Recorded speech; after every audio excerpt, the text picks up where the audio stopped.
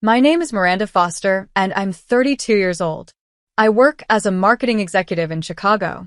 Last month, I received a text from my mother that changed everything. We changed all the locks on the front door and gate code. We no longer trust you. I stared at my phone, completely blindsided. I'd always been second best to my sister Brittany, but this was different. They'd given her the house despite the fact that I'd been paying the $5,600 monthly mortgage for 2 years. As the reality sank in, I replied, "Understood.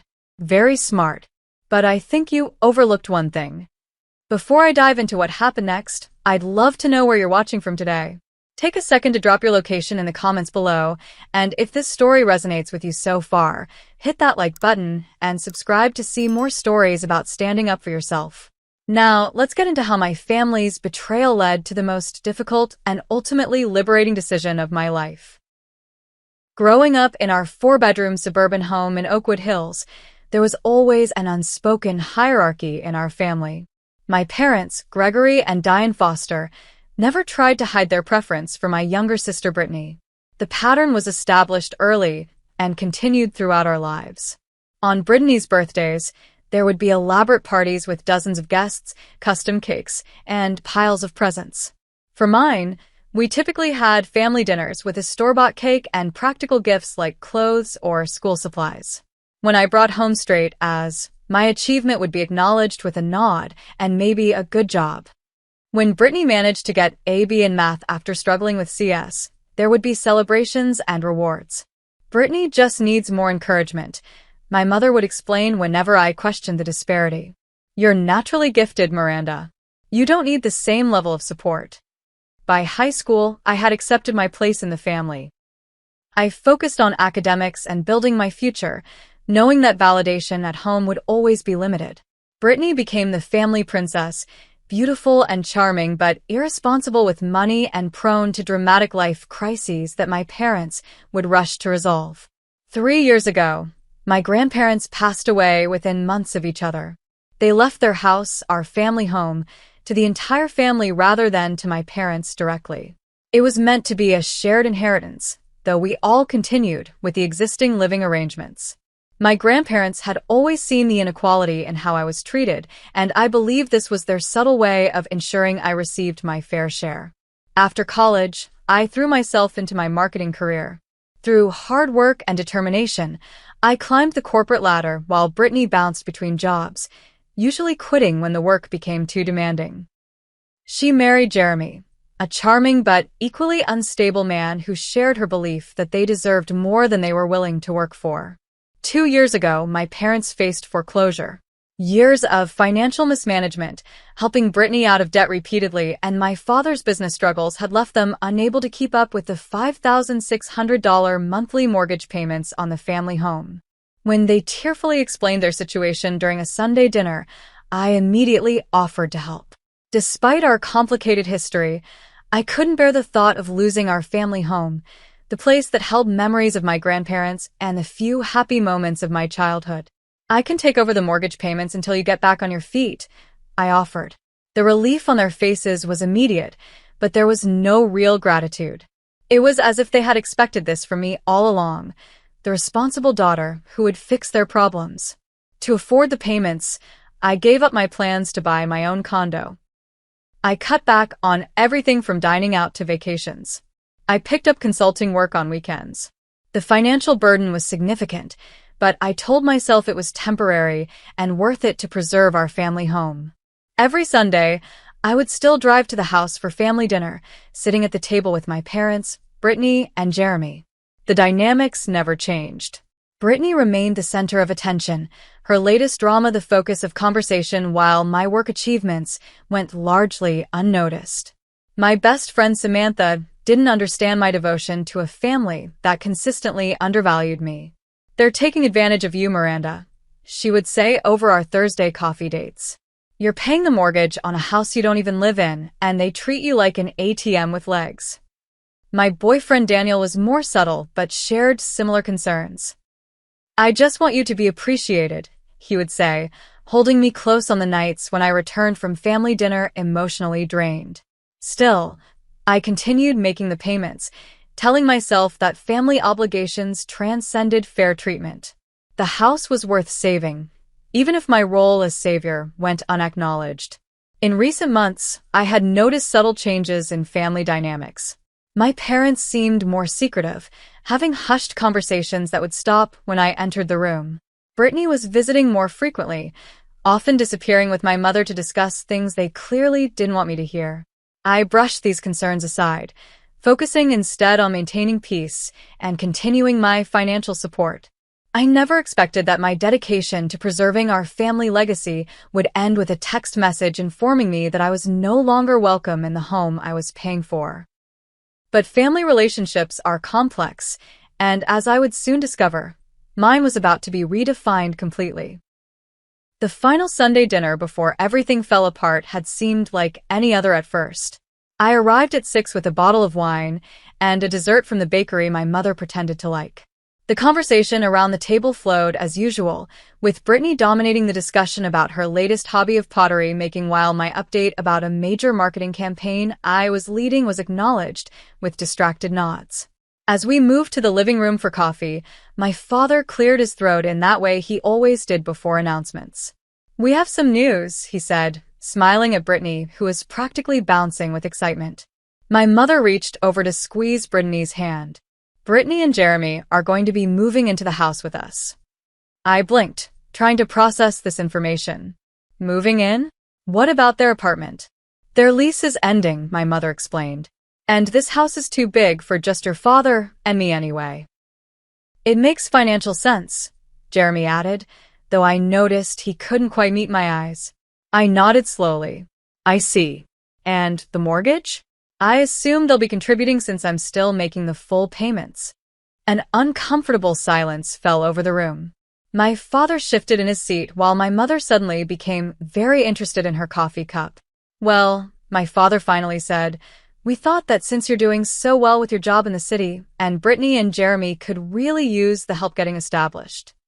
"What your father is trying to say," my mother interrupted, "is that Brittany deserves this house. She's always been so attached to it, and with you living in the city, you don't really need it anyway." The words hit me like a physical blow. Deserves the house? I've been paying the mortgage for 2 years. That's over $130,000 I've contributed to a house that apparently now belongs to Brittany. "Don't be so dramatic, Miranda." Brittany rolled her eyes. "It's not like you don't have the money. Besides, Mom and Dad always intended for me to have the house eventually." "Is that true?" I asked, looking directly at my parents. Neither would meet my gaze, which was answer enough. "I think I should go," I said quietly, gathering my purse. "You always do this," Brittany accused. "When things don't go your way, you just leave instead of supporting the family." I paused at the door. Supporting the family is exactly what I've been doing. Financially, at least. But I'm starting to wonder if that's been a mistake. I spent that night crying on Daniel's shoulder, pouring out years of built-up frustration and hurt. "They don't even see it," I sobbed. "They genuinely believe Brittany deserves everything without having to work for it." "Then maybe it's time to stop enabling them," Daniel suggested gently. For the next week, I avoided calls from my family. My mother sent a few text messages asking if I was still upset and reminding me that family harmony required sacrifices from everyone. I responded minimally, needing time to process the blatant unfairness of the situation. Then came the morning that changed everything.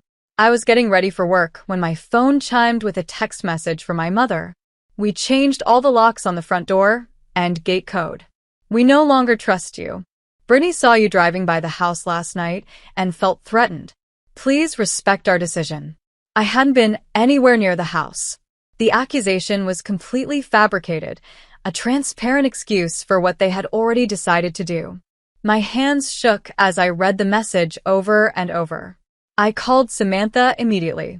"They changed the locks," I said as soon as she answered. "They're locking me out of the house that I'm paying for because Brittany lied about me, threatening her." "That's it," Samantha declared. "This is the last straw, Miranda. You need to stop being a doormat for these people." "What am I supposed to do?" I asked, though a part of me already knew the answer. "Cancel the payments," she said without hesitation. They can't lock you out of a house and still expect you to pay for it. That's insane. After we hung up, I sat on my bed, considering the consequences. If I stopped paying, the bank would eventually foreclose. My parents couldn't afford the mortgage on their own, and despite Brittany and Jeremy's entitlement, I knew they couldn't qualify for a loan of that size. The family home could be lost. But wasn't it already lost to me? They had made it clear that despite my financial contributions, I had no claim to it. No right to even enter it. With shaking hands, I logged into my online banking account. I navigated to the automatic payments section and found the recurring transfer setup for the mortgage. For a moment, my finger hovered over the mouse. This single click would change everything. I thought about all the sacrifices I had made to keep up those payments. The vacations not taken. The apartment I couldn't afford to buy. The retirement savings I had delayed. I thought about my sister's smug face as she declared she deserved the house. I clicked cancel payment. A confirmation dialog appeared. I clicked yes. Next, I composed an email to the bank, confirming in writing that I was canceling all future automatic payments for the mortgage loan. I explained that I was not a co-owner of the property and would no longer be making payments on others' behalf. After sending the email, I turned off my phone and called in sick to work. I needed a day to process what I had done and prepare for the inevitable fallout. I felt sick to my stomach, but also strangely liberated. For the first time in 2 years, I had chosen myself over my family's demands. It was terrifying and exhilarating at the same time. Understood. Very smart, I had replied to my mother's text. But I think you overlooked one thing. I didn't explain what that one thing was. I decided to let the consequences speak for themselves. For the first 48 hours after canceling the mortgage payment, there was complete silence from my family. I knew they had not yet realized what I had done. The mortgage payment was scheduled for the first of the month, still several days away.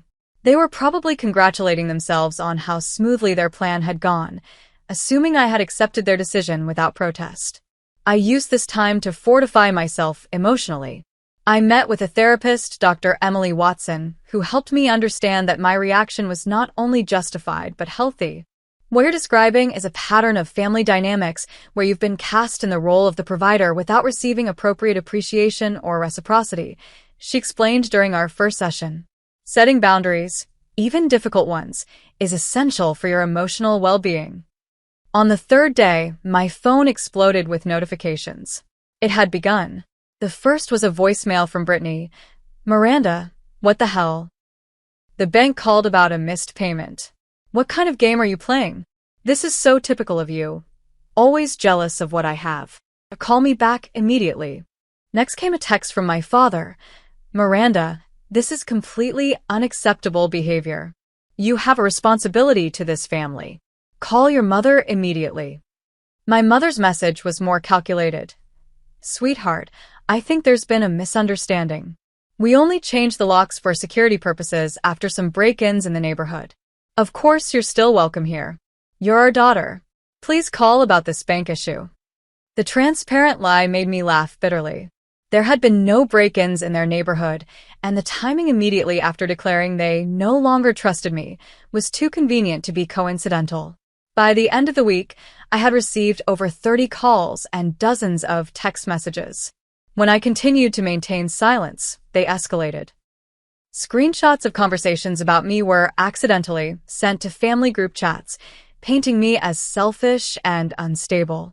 Extended family members began reaching out, some to express concern, others to lecture me about family duty. "You can't just abandon your parents like this," my Aunt Martha wrote. "They're getting older and need your support." Cousin Thomas was more direct. "Everyone knows you make good money. Why are you being so stingy over helping your sister out? Family helps family." Only my father's sister, Aunt Catherine, seemed to question the narrative. "Miranda, I'm not taking sides here, but something doesn't add up. Can we talk?" she texted. The constant barrage of accusations and guilt trips took its toll. I began having trouble sleeping, waking up at 3 in the morning with my heart racing. My appetite disappeared, and I lost 7 pounds in 2 weeks. At work, I struggled to focus on projects that had previously energized me. Daniel became my rock during this time. He would come over with groceries, gently encouraging me to eat. He held me through panic attacks and reminded me of the validity of my decision when doubt crept in. "You didn't abandon them," he would say firmly. "They locked you out of a house you were paying for. Anyone would have done the same thing." 3 weeks after canceling the payment, I agreed to meet with Aunt Catherine for coffee. Unlike the rest of the family, she had always been somewhat fair in her treatment of Brittany and me. "I wanted to hear your side," she said after we ordered, "because what I'm hearing from your parents doesn't make sense." I showed her the text message about changing the locks and explained the full situation, including my years of mortgage payments. Aunt Catherine sighed deeply. "I suspected something like this. You should know that Brittany has been working on your parents for months. She's been telling them that you're resentful of her, that you've been making comments about taking the house away from them." "What?" "I never said anything like that." "I know," she nodded. "But Brittany can be very convincing. She and Jeremy are in financial trouble, Miranda. They've both been unemployed for months. I think they saw the house as their safety net, and you as the obstacle." This new information sent me reeling.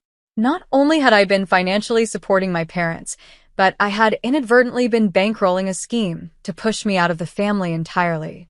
Meanwhile, the bank had sent its first formal notice regarding the missed payment. My mother forwarded it to me with a single line, "Please fix this, Miranda." The audacity was breathtaking. Even now, they weren't acknowledging what they had done wrong or apologizing. They simply expected me to resume my financial support despite their betrayal. For the first time, I began to seriously consider permanent estrangement from my family. The thought brought both grief and relief. I discussed it with Dr. Watson in our weekly sessions. "Estrangement is a significant step," she cautioned. "But it's important to recognize that healthy relationships require mutual respect. Sometimes creating distance is the only way to protect yourself." As the days passed, my resolve strengthened. Daniel helped me stay strong when self-doubt crept in. "They're counting on you feeling guilty," he pointed out. "They've trained you your whole life to put their needs first. Breaking that pattern isn't easy, but it's necessary." He was right. With each attempt at manipulation, with each refusal to acknowledge their wrongdoing, my family was only confirming that I had made the right decision. The mortgage payment had been the last thread connecting us, and now that I had cut it, I was beginning to see how unhealthy our relationship had truly been. Still, in quiet moments, I would find myself staring at photos from happier times, wondering how we had reached this point, and if there was any path back to a healthy relationship. But as the bank's second notice arrived and my family's tactics grew more desperate, it became increasingly clear that reconciliation would require changes they weren't willing to make. 2 weeks after I canceled the mortgage payment, the situation escalated dramatically. The bank sent a formal default warning to the house address. According to Aunt Catherine, who had become my only source of information about the family, the letter threw my parents into a panic. "They genuinely didn't think you would go through with it," she told me during one of our now regular phone calls. "Your father kept saying you would come to your senses and start paying again." "And Brittany?" I asked, though I could already guess the answer. "Brittany and Jeremy are in full crisis mode. They tried to apply for a mortgage themselves, but their credit is abysmal. Multiple rejections. They can't qualify for anything close to what they need." A small, petty part of me felt satisfied by this news. The reality they had been avoiding was finally catching up to them. The first attempt at reconciliation came from my mother, though her message made it clear she still didn't understand the fundamental problem. "Miranda, sweetie, I think this has all gotten out of hand," her voicemail began. "I know you're upset about the locks, but that was Brittany's idea. She was concerned after seeing some suspicious activity. We can give you the new code, if that's what this is about. Please call us back about the mortgage situation." No acknowledgement of giving the house to Brittany. No recognition that they had effectively stolen 2 years of mortgage payments from me. Just a transparent attempt to get the money flowing again. My father was less subtle. His call came on a Tuesday evening as I was making dinner with Daniel. "Miranda, this has gone far enough," he barked when I finally answered. "You have a responsibility to this family. Your mother is beside herself with worry. The bank is sending threatening letters. Is this really how you want things to be? You changed the locks on me, Dad. I replied calmly. You texted that you no longer trusted me. Why would I continue paying for a house I'm not allowed to enter? That was a misunderstanding, he insisted. Brittany thought she saw someone who looked like you driving by multiple times. We were just being cautious. We both know that's not true, I said. And even if it were, you still told me Brittany deserves the house despite the fact that I've paid over $130,000 toward the mortgage. That money was a gift to the family, he shouted, his voice rising. You can't just take it back because you're jealous of your sister. I ended the call after that, my hands shaking with anger. A gift. That's how they had categorized my sacrifice. Not an investment in our shared family home, not a contribution that gave me any rights or standing, but a gift they could accept and then dismiss me. Even Brittany's husband Jeremy tried to insert himself into the situation. He called from a number I didn't recognize, attempting to position himself as the reasonable party. Look, Miranda, I understand you're upset, he began smoothly. But surely we can work something out. Maybe you could continue the payments for another 6 months while Brittany and I get on our feet? We can look at paying you back a portion over time. The audacity was almost impressive. They still saw me only as a source of funding for their lifestyle, not as a person with legitimate grievances. Determined to protect myself legally, I scheduled a consultation with Amanda Chen, a family law attorney recommended by Dr. Watson. Based on what you've told me, you have no legal obligation to continue making these payments, Amanda confirmed after reviewing my documentation. The mortgage is in your parents' names, not yours. You've been making voluntary payments. But could they sue me for stopping? I asked, voicing my deepest fear. They could try, but they'd have a very weak case. Do you have any documentation showing that these payments were intended as loans rather than gifts? I pulled out my phone and showed her the text exchanges with my parents when I first started making the payments. In one critical message, my father had written, "We appreciate you helping with the mortgage until we get back on our feet. We'll make it up to you somehow." This is good, Amanda nodded. It establishes that the arrangement was temporary and with an expectation of reciprocity. I'd also recommend printing out all your bank statements showing these payments, as well as any other communications about the house and your contributions. Armed with this legal reassurance, I met with a financial advisor to review my improved financial situation now that I wasn't carrying the burden of my family's mortgage. If you continue saving at this rate, you could have a down payment for your own place within 6 months, he told me, reviewing the projections. The amount you are putting toward their mortgage, if redirected to your own investments, will make a significant difference in your financial future. For the first time since this ordeal began, I felt a glimmer of excitement about the future. My own home, my own investment, my own life, free from the constant drain of supporting people who didn't appreciate it. The family's desperation grew as the bank's deadline approached. My aunt informed me that my parents had attempted to access my online banking information, triggering a fraud alert that my bank fortunately caught in time. They're getting desperate, Aunt Catherine warned. Diane mentioned asking your cousin Mark to talk some sense into you. You know how aggressive he can be. I immediately blocked Mark's number. Then, on Amanda's advice, I blocked most of my family members except for Aunt Catherine, whose intelligence I still trusted. The situation took an even darker turn when Brittany somehow got the contact information for my boss and called him, spinning a tale about me having a mental breakdown and needing intervention. Fortunately, my work record spoke for itself, and my boss was more concerned for my well-being than suspicious of my capability. Your sister called, he mentioned casually during our weekly one-on-one. She seemed intense. Is everything okay, Miranda? I gave him a sanitized version of the family drama, emphasizing that it wouldn't affect my work performance. He nodded sympathetically. Family can be complicated. Take the time you need, and let me know if there's anything we can do to support you. His simple kindness nearly brought me to tears. Why couldn't my actual family show this level of basic decency? The bank's final warning letter arrived at the house 30 days after the first missed payment.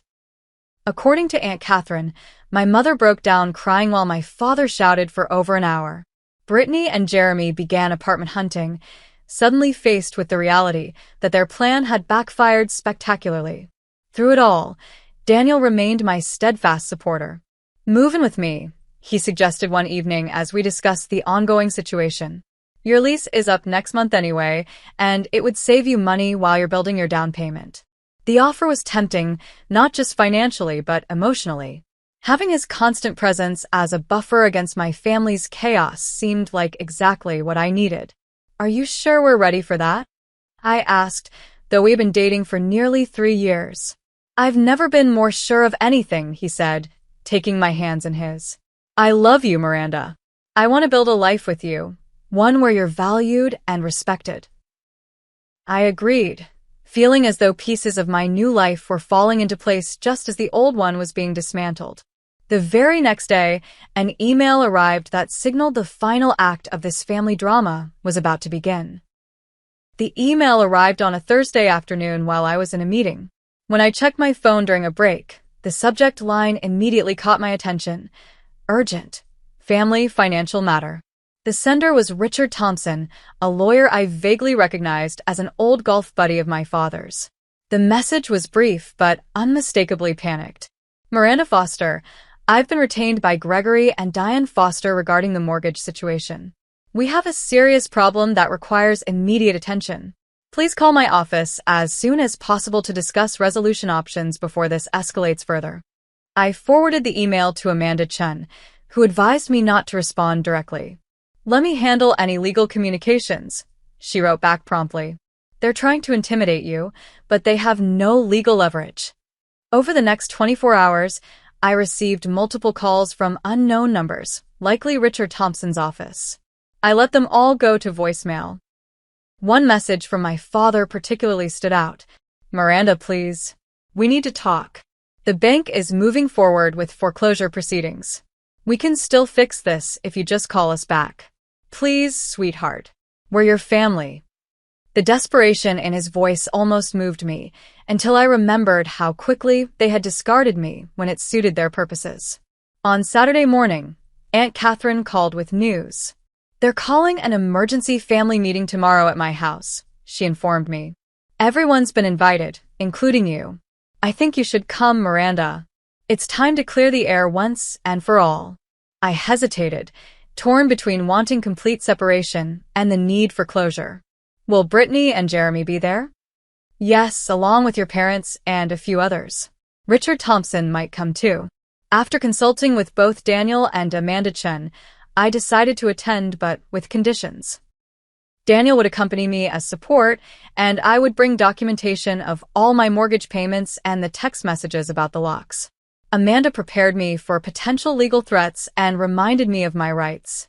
"Remember, you're entering this from a position of power, not weakness," she emphasized. "They need you far more than you need them." Sunday afternoon arrived all too quickly. Daniel and I pulled up to Aunt Catherine's house to find several cars already parked outside, including my parents' sedan and Brittany's SUV. I took a deep breath, clutching the folder of documents like a shield. "We can leave any time you want," Daniel reminded me, squeezing my hand. "Just say the word." Aunt Catherine greeted us at the door with a sympathetic smile and led us to her living room, where the family had assembled.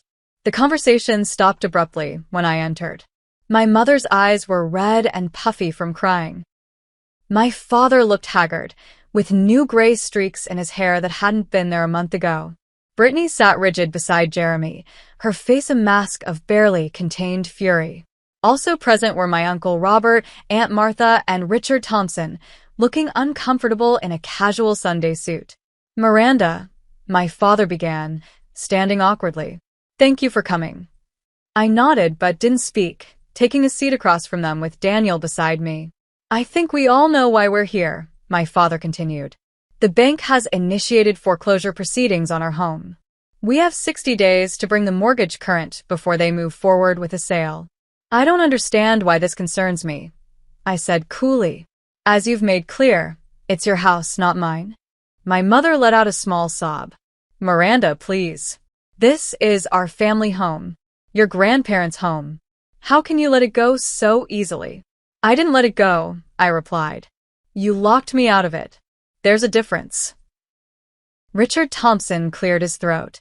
Miss Foster, your parents have explained that you are making voluntary contributions to the mortgage payments, which they greatly appreciated. However, the abrupt termination of these payments without notice has created a significant hardship. I opened my folder and removed the printouts of the text messages. Would you like to see the notice I received, Mr. Thompson? The one informing me that they had changed the locks and gate code because they no longer trusted me? His eyes widened slightly as he read the message. I wasn't aware of this specific communication. Of course you weren't, I said.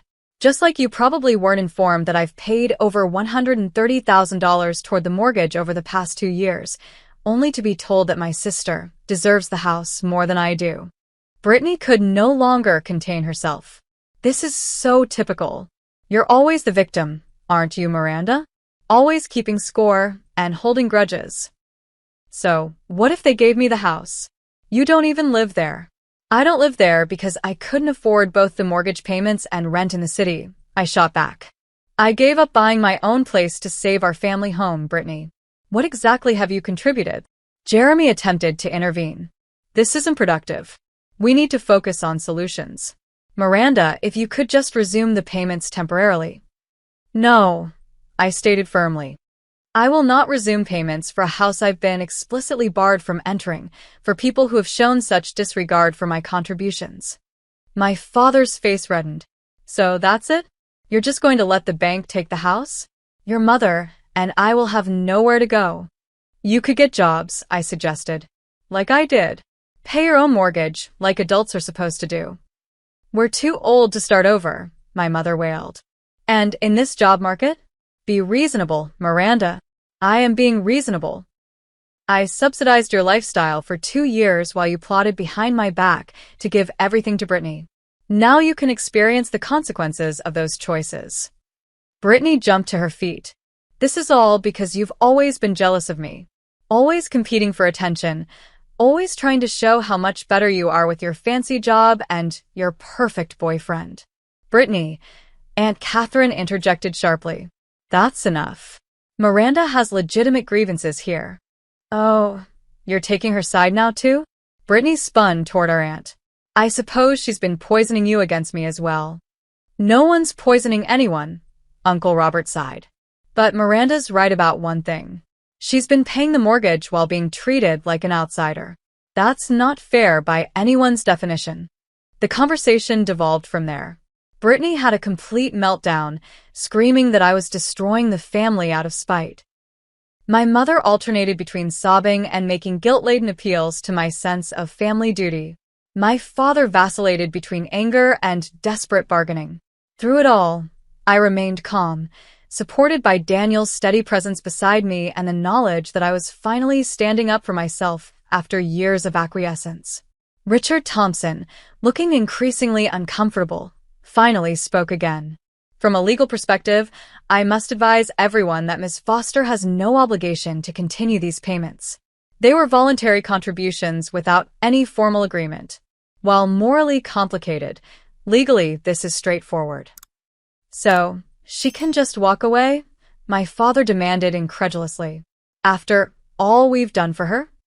I couldn't help but laugh. All you've done for me? Like what exactly? Consistently favor Brittany? Take my financial support for granted? Lock me out of the house I was paying for? The room fell silent as the truth of my words hung in the air. What do you want, Miranda? My mother finally asked, her voice small.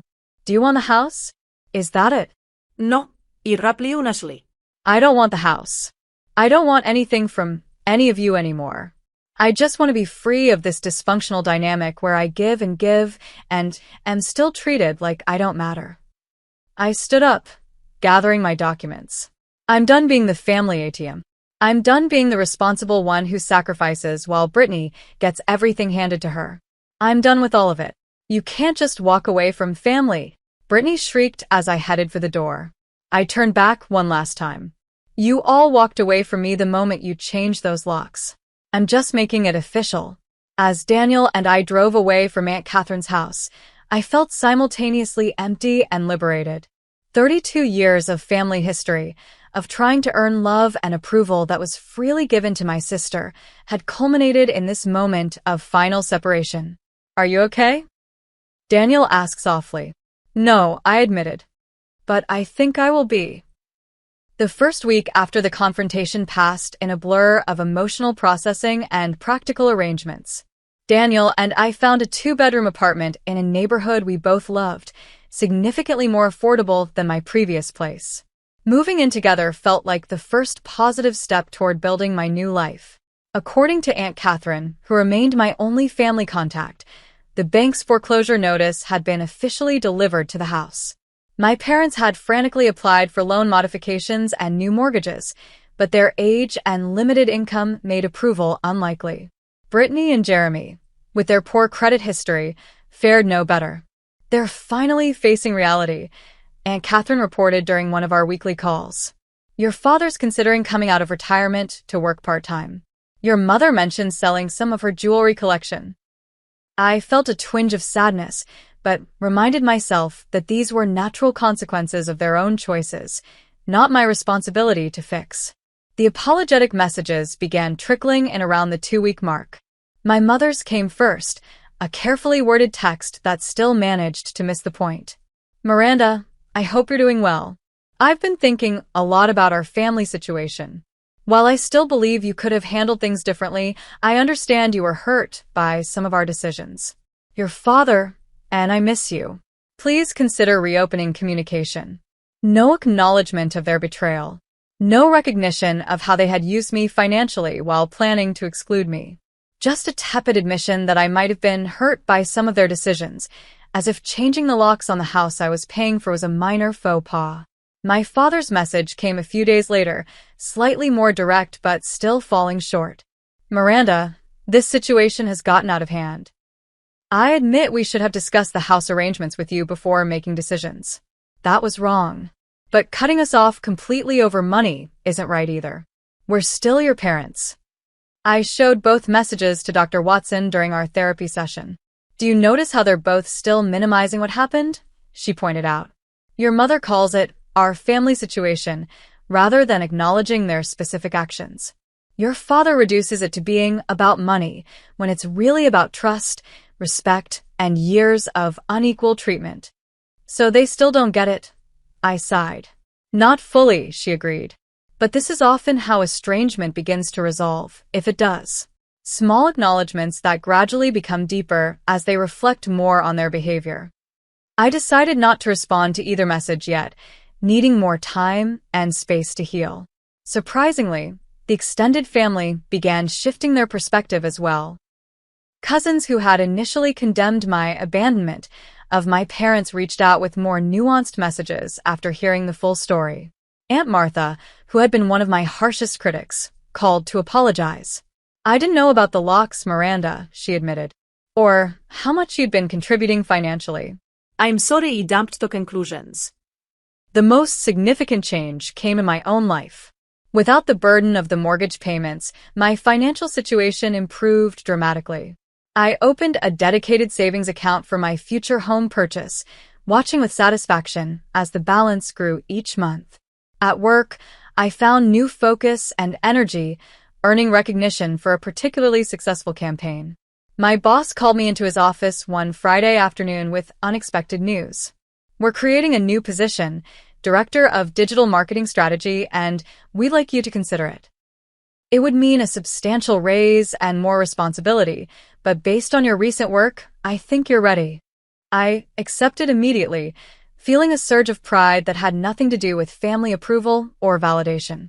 Daniel celebrated my promotion with champagne and takeout from my favorite restaurant. "To Miranda," he toasted, "who's finally being recognized for how amazing she actually is."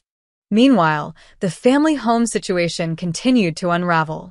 The bank listed the property for a short sale, accepting less than the full mortgage amount to avoid a lengthy foreclosure process. According to Aunt Catherine, my parents had found a small 2-bedroom apartment across town, downsizing significantly from the 4-bedroom house they had lived in for decades. "They're shell-shocked," she reported. "I don't think they ever truly believed this would happen. They kept expecting you to swoop in and save them at the last minute. Brittany and Jeremy's marriage had begun showing serious strain under the financial pressure. They had moved into a studio apartment, a far cry from the spacious family home they had expected to inherit. Their frequent arguments could be heard through the thin walls, according to neighbors who reported back to the family grapevine. 3 months after our confrontation, I received an email from my mother that was different from her previous attempts at communication. Dear Miranda, I don't expect a response to this message. I just need to say some things that have been on my mind as your father, and I pack up 30 years of memories into cardboard boxes. I was wrong. We were wrong. Not just about the house, but about how we've treated you your entire life. It took losing everything to make me see what we had done to you over the years. You were always the responsible one, the one we could count on. We took that for granted and gave Brittany the attention and support because she seemed to need it more. That wasn't fair to you. I'm not asking for forgiveness or financial help. Those bridges may be permanently burned, and we have only ourselves to blame. I just wanted you to know that I recognize my failures as your mother, and I am truly sorry for the pain we caused you. Love always. Mom. I read the email multiple times, tears streaming down my face. It was the first genuine acknowledgement of the deeper patterns that had led to our estrangement. I didn't respond immediately, needing time to process the shift, but I saved the email rather than deleting it. Daniel and I began house hunting, looking for a place that could be truly ours. The freedom to choose based on our own preferences rather than family obligations felt exhilarating. What do you think about this neighborhood? Daniel asked as we drove through an area we hadn't previously considered. I like it, I replied, noticing the tree-lined streets and proximity to parks. It feels like somewhere we could build a life. That's what I was thinking too, he smiled, reaching for my hand. 6 months after canceling the mortgage payment, I agreed to meet my mother for lunch. We chose a neutral location, a cafe halfway between our respective homes. The conversation was awkward at first, filled with careful small talk about the weather and current events. Eventually, she brought up what we both knew was the real purpose of our meeting. I want to apologize again, Miranda. Not just for the house situation, but for everything. For always making you feel second best. For taking advantage of your generosity. For not being the mother you deserved. I nodded, acknowledging her words without immediately offering forgiveness. I appreciate you saying that. It means a lot to hear you recognize these patterns. I've been seeing a therapist, she admitted, surprising me. She's helping me understand how my own upbringing affected how I parented you and Brittany. It doesn't excuse what I did, but I'm trying to be better. We talked for nearly 2 hours, more honestly than we ever had before. She told me about the challenges of downsizing, about my father's struggle to accept their new circumstances, about Brittany's increasing instability as her marriage deteriorated. I shared selective details about my own life, my promotion, the house hunting, my continued therapy with Dr. Watson. I maintained boundaries, keeping the conversation focused on healing rather than rebuilding the same unhealthy dynamic. As we prepared to leave, she asked hesitantly, "Do you think we could do this again sometime?" I considered the question carefully. Maybe. Let's take it slowly. It wasn't forgiveness exactly, but it was an opening, a small crack in the wall I had built to protect myself. Whether it would lead to reconciliation remained to be seen, but for the first time, I was approaching family relationships on my own terms rather than from a position of obligation or guilt. That evening, I reflected on the journey of the past 6 months with Daniel. I never thought I'd be in this position, I admitted. Financially stable, emotionally stronger, actually considering having my mother back in my life, but on completely different terms. You stood up for yourself, he said simply. Everything else followed from that. And he was right. The simple act of refusing to continue being exploited had rippled outward, transforming not just my family dynamics, but my entire life. I had discovered a strength I hadn't known I possessed, and boundaries I hadn't known I needed. As difficult as the journey had been, I wouldn't have changed it. Some relationships had been severed, others transformed, but I had finally found my voice and my value. And that was worth more than any house could ever be. The sunlight streams through the bay windows of our new home, casting warm patterns across the hardwood floors. Daniel and I have been here for 3 months now, gradually transforming the three-bedroom craftsman into our sanctuary. It's smaller than my parents' old house, but perfectly sized for us, with room for a home office and eventually, perhaps, a nursery. A year has passed since I canceled that mortgage payment and set in motion the collapse of my family's carefully constructed hierarchy. Looking back, I barely recognized the person I was then, so desperate for approval that I would financially cripple myself to earn a fraction of the love freely given to my sister. The family home was sold at a loss, with new owners moving in 6 months ago. According to my mother, they're a young couple with twin toddlers who plan to renovate the kitchen and add a playroom. Sometimes I drive by and see their children playing in the yard where Brittany and I once played. There's a symmetry to it that feels right, a new family creating their own memories without the weight of our dysfunction. My parents have adjusted to their more modest lifestyle with varying degrees of acceptance. My father initially struggled with what he perceived as a loss of status, but his part-time consulting work has given him purpose and structure. My mother has embraced downsizing with surprising enthusiasm, discovering a talent for making their small apartment feel cozy and welcoming. Our relationship remains tentative, but improving. We exchange Christmas cards and occasional text messages. 3 months ago, I agreed to a dinner at their apartment, bringing Daniel as both support and buffer. The conversation remained superficial but cordial, focusing on safe topics like my mother's new volunteer work at the local library and my father's fishing trips with his retirement group. Brittany's story took a different turn. Her marriage to Jeremy collapsed under the strain of financial hardship and mutual blame. They separated 4 months ago, with Jeremy moving back to his parents' home in Colorado. Brittany now lives in a studio apartment, working as an administrative assistant at a local insurance office, a far cry from the privileged life she had expected to lead in the family home. We haven't spoken directly, though she occasionally sends bitter text messages when she's been drinking, accusing me of destroying the family out of jealousy. I've learned to let these roll off me, recognizing them as projections of her own disappointment rather than reflections of reality. My final session with Dr. Emily Watson was last week. After a year of weekly therapy, we both agreed I had developed the tools needed to navigate my family relationships and maintain healthy boundaries. "You've done remarkable work, Miranda," she told me as we concluded our time together. "You've transformed your understanding of your worth and your right to be treated with respect." Professionally, I've thrived in my new role as marketing director. The substantial raise that came with the promotion, combined with the money saved from no longer paying my parents' mortgage, accelerated our home buying timeline. Daniel and I were able to put down a 20% deposit, securing a manageable mortgage on our own terms. Daniel proposed 3 months ago. On the anniversary of the day, I canceled the mortgage payment. "I chose today because it's when you truly began putting yourself first," he explained as he knelt before me, ring box open to reveal a simple but elegant solitaire. "I want to spend my life with the strong, self-respecting woman you've become." Our wedding plans are underway, deliberately small and intimate.